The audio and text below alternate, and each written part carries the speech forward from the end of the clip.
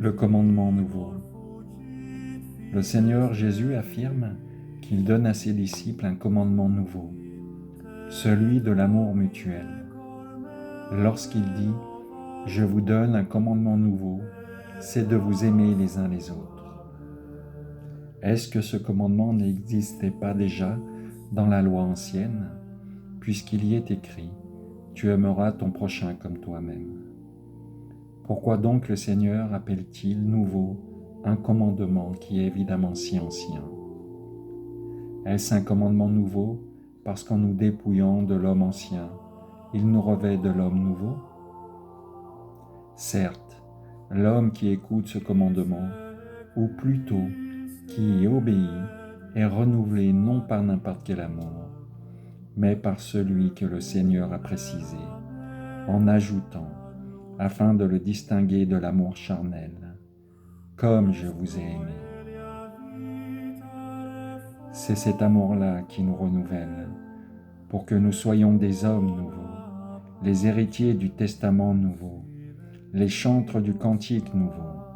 Cet amour-là, frères et sœurs, très cher, a renouvelé même les justes d'autrefois, les patriarches et les prophètes, comme il a renouvelé plus tard les saints apôtres. C'est lui qui renouvelle maintenant les nations païennes et qui, de tout le genre humain, dispersé sur la surface de la terre, suscite et rassemble un peuple nouveau.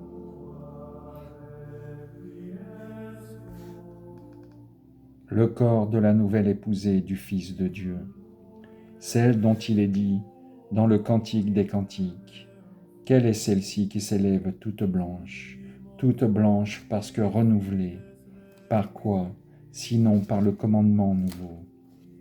C'est pourquoi, en elle, ses membres doivent se soucier les uns des autres. Si un membre souffre, tous les membres souffrent avec lui. Si un membre est à l'honneur, tous les membres se réjouissent avec lui. » Ils entendent, en effet, et observent cette parole.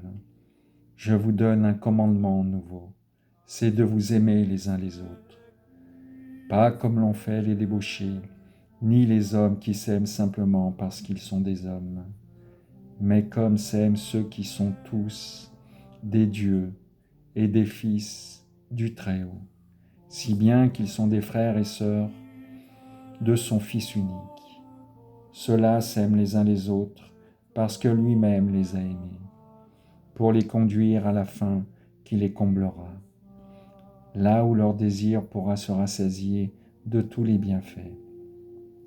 En effet, aucun désir ne restera insatisfait lorsque Dieu sera tout en tous. Celui qui nous donne cet amour est celui qui dit « Comme je vous ai aimé, aimez-vous les uns les autres ». C'est pour cela qu'il nous a aimés, afin qu'à notre tour nous nous aimions les uns les autres. Il nous en a rendus capables en nous aimant, afin que par l'amour mutuel nous soyons liés entre nous, et que par l'union très douce qui lie ses membres, nous soyons le corps d'une telle tête. Le Christ. Il n'est pas de plus grand amour que de mourir pour ceux qu'on aime. Christ a donné sa vie pour nous, donnons-la nous aussi. Nous sommes passés de la mort à la vie, puisque nous aimons nos frères et sœurs. Dieu qui relève la nature humaine bien au-dessus de sa condition originelle, souviens-toi de cette œuvre de ton amour. Maintiens dans la bénédiction ce que tu as régénéré. Amen. Merci Seigneur. Tu instaures en nous. Tu nous intègres à ton amour. Tu nous fais comprendre à quoi correspond le nouvel homme, le nouveau monde, la terre sainte, ton avènement sur la terre. Tu nous fais passer de l'ombre à la lumière, de la mort à la vie. Tu renouvelles notre cœur de pierre en cœur de chair.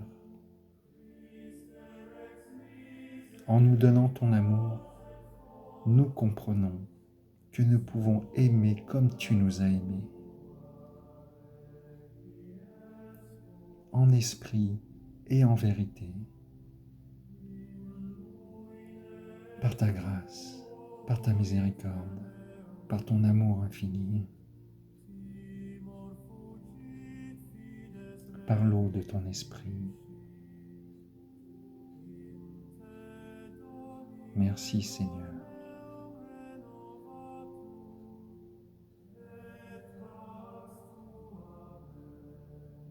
Qu'il en soit fait selon votre sainte volonté, Dieu le Père Tout-Puissant, et dans la nôtre. Amen.